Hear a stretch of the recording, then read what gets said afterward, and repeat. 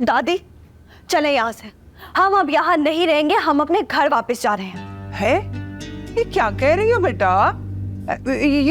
यूं अचानक से क्या हो गया तुम्हें? दादी इस घर में हमारी कोई हैसियत नहीं है, कोई अहमियत नहीं है। यहाँ पर तो किसी को हमारी परवाह ही नहीं है।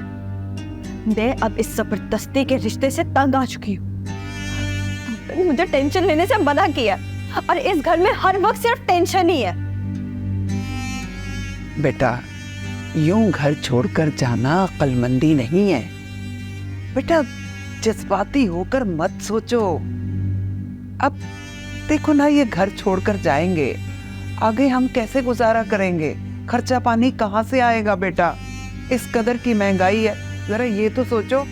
दादी किसी ना किसी तरह गुजारा कर ही लेंगे, हमारे बैंक में बहुत रकम मौजूद है। बेटा एक बार फिर सोच लो।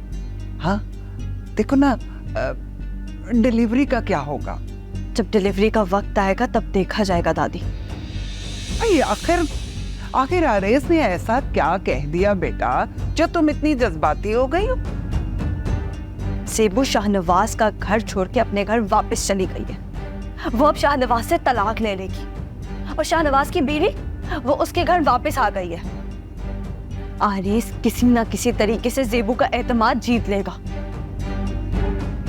मैं थक चुकी हूँ दादी, मैं बस अपने घर वापस जाना चाहती हूँ। भाई जेबू को भी तो देखो, अच्छी खासी दूसरी बार शादी हो गई थी तो क्यों घर छोड़कर चली गई? हद हो गई। मुझे तो इस जेबू की समझ नहीं आती। भाई ये घर बसाने वाली लड़की नहीं है, ना पहले शौहर से बन सकी और दूसरे को भी छोड़कर चली गई है। ये चाहती क्या है जेबू? दादी मैं अब जेबू और आरेस के मामलात से बाहर निकलना चाहती हूँ। मैं अपने लिए जीना चाहती हूँ। बस बेटा, फिर आरेस से तुम कहो कि तुम्हें खर्चा पानी दिया करे। भाई ये उसका फर्ज बनता है। दादी उसने जो भेजना होगा ना वो भेज देगा, मुझे बस यहाँ नहीं रहना हो। देखो बेटा, ये शाहनवाज ने जेबू को अभी तलाक नहीं दी जो आरेज यूं उसके ख्वाब सजाने लग गया है। तुम देख लेना, ये जेबू फिर शाहनवाज के घर चली जाएगी। भाई ये सब ड्रामे हैं, ड्रामे। मुझे अब कोई फर्क नहीं पड़ता कि जेबू की तलाक हो रही है या शादी, मुझे बस यहाँ नहीं रहना दादी। आप बस अपना सामान बांधे, मैं अपना सामान लेके आती हूँ।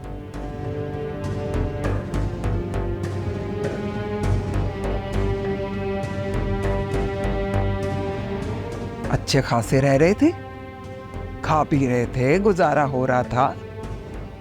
भाई पैसों की जरूरत भी नहीं पड़ रही थी। अच्छा भाई चले जाते हैं।